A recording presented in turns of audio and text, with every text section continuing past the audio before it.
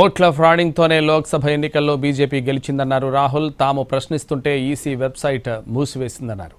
బెంగళూరులో ఓట్ల అవకతవకలపై ధర్నాలో పాల్గొన్న ఆయన ఈసీపై మళ్లీ విమర్శలు గుప్పించారు. देखा होगा उसमें हमने 100% साबित कर दिया है कि इलेक्शन कमीशन और बीजेपी ने मिलकर आपसे कर्नाटका से लोकसभा चुराई है। महादेवापुरा में 6.5 लाख वोट हैं असेंबली में और उसमें से 1,250,000 वोट चोरी किए गए हैं। 6 में से 1 वोट इन्होंने चोरी किया है। 5 तरीके से चोरी की गई है। डुप्लीकेट वोटर मतलब एक वोटर अनेक बार वोटिंग कर रहा है। 4 अलग अलग पोलिंग बूथ में वोट डाल रहा है, 5-6 अलग पोलिंग बूथ में वोट डाल रहा है। ऐसे तकरीबन 12,000 वोटर हैं। फेक एंड इनवैलिड एड्रेस मतलब इनका पता नहीं है या फिर 0 नंबर एड्रेस है। तकरीबन 40,000 ऐसे वोट हैं। बल्क वोटर एक एड्रेस में, 1 बेडरूम का घर है और उसमें 40-50 लोग रहते हैं और जब उनको वहां हम ढूंढने जाते हैं वहां पे कोई नहीं है और घर का मालिक बीजेपी का लीडर। इनवैलिड फोटोज 4,000 वोट्स जिसमें फोटो है ही नहीं या इतनी छोटी फोटो है कि दिखाई नहीं देती। 34,000 तकरीबन 34,000 वोट जहां फॉर्म 6 को मिसयूज किया गया है। फॉर्म 6 फर्स्ट टाइम वोटर्स के लिए होती है। 34,000 ऐसे लोग हैं जिनकी आयु किसी की 90 साल, किसी की 80, 81, 82। इस प्रकार से 1 लाख वोट इलेक्शन कमीशन और बीजेपी ने चोरी किया है। डुप्लीकेट वोटर्स में एक व्यक्ति कर्नाटक में वोट देता है, उसके बाद उत्तर प्रदेश में वोट देता है। देने का अधिकार उसको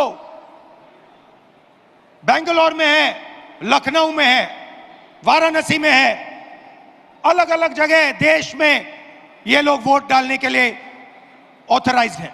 मुझसे इलेक्शन कमीशन एफिडेविट मांगता है और आपने मेरा कल प्रेस कॉन्फ्रेंस देखा होगा, उसमें हमने 100% साबित कर दिया है कि इलेक्शन कमीशन और बीजेपी ने मिलकर आपसे कर्नाटका से लोकसभा चुराई है। महादेवापुरा में 6.5 लाख वोट हैं असेंबली में और उसमें से 1,250,000 वोट चोरी किए गए हैं। 6 में से 1 वोट इन्होंने चोरी किया है। 5 तरीके से चोरी की गई है। डुप्लीकेट वोटर मतलब एक वोटर अनेक बार वोटिंग कर रहा है। 4 अलग अलग पोलिंग बूथ में वोट डाल रहा है, 5-6 अलग पोलिंग बूथ में वोट डाल रहा है। ऐसे तकरीबन 12,000 वोटर हैं। फेक एंड इनवैलिड एड्रेस मतलब इनका पता नहीं है या फिर 0 नंबर एड्रेस है। तकरीबन 40,000 ऐसे वोट हैं। बल्क वोटर एक एड्रेस में, 1 बेडरूम का घर है और उसमें 40-50 लोग रहते हैं और जब उनको वहां हम ढूंढने जाते हैं वहां पे कोई नहीं है और घर का मालिक बीजेपी का लीडर। इनवैलिड फोटोज 4,000 वोट्स जिसमें फोटो है ही नहीं या इतनी छोटी फोटो है कि दिखाई नहीं देती। 34,000 तकरीबन 34,000 वोट जहां फॉर्म 6 को मिसयूज किया गया है। फॉर्म 6 फर्स्ट टाइम वोटर्स के लिए होती है। 34,000 ऐसे लोग हैं जिनकी आयु किसी की 90 साल, किसी की 80, 81, 82।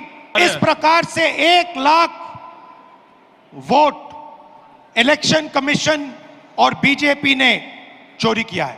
डुप्लीकेट वोटर्स में एक व्यक्ति कर्नाटक में वोट देता है, उसके बाद उत्तर प्रदेश में वोट देता है। देने का अधिकार उसको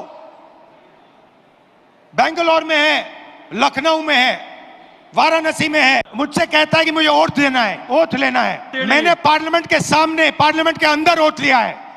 इस संविधान के सामने ओथ लिया है। इस पर हाथ डाल के वोट लिया है, इस पे हाथ डालकर ओथ लिया है। और आज जब हिंदुस्तान की जनता हमारे डेटा को लेकर इलेक्शन कमीशन के वेबसाइट पर सवाल पूछ रही है तो इलेक्शन कमीशन ने अपना वेबसाइट बंद कर दिया। प्रदेश, राजस्थान, बिहार के वेबसाइट बंद कर दिए हैं, क्योंकि वो जानते हैं कि अगर हिंदुस्तान की जनता ने इसी डेटा को लेकर सवाल पूछना शुरू कर दिया तो उनका पूरा ढांचा कोलैप्स कर जाएगा। मैं यहां इस स्टेट से गारंटी देके कह रहा हूं, हमारी मांग है कि इलेक्शन कमीशन हमें पूरी देश की इलेक्ट्रॉनिक वोटर लिस्ट दे, वीडियोग्राफी के रिकॉर्ड्स दे, और अगर ये हमें देंगे तो हम ये साबित कर लेंगे कि सिर्फ एक सीट नहीं चोरी हुई है, और सिर्फ कर्नाटका में नहीं चोरी हुई है, पूरे हिंदुस्तान में सीटें चोरी हुई हैं। इलेक्शन कमीशन बीजेपी का नहीं है, इलेक्शन कमीशन संविधान के लिए काम करता है, और कर्नाटक में सीट चोरी की गई है। एक लोकसभा को हमने जांच करके निकाला है, मैं कह सकता हूं कि एक से ज्यादा सीटें यहां चोरी हुई हैं। जो कॉन्स्टिट्यूशन का फाउंडेशनल आइडिया है, वन मैन वन वोट, इस पर इलेक्शन कमीशन और उसके सारे के सारे अफसर आक्रमण कर रहे हैं। इसका मतलब वो संविधान पर आक्रमण कर रहे हैं, हिंदुस्तान के गरीब जनता पर आक्रमण कर रहे हैं। और मैं उनसे कहना चाहता हूं, अगर आप सोच रहे हो कि आप इस पर आक्रमण करके बचोगे तो फिर से सोचो, टाइम लगेगा मगर हम आपको पकड़ेंगे, एक एक करके पकड़ेंगे। मेरी बात याद रखना।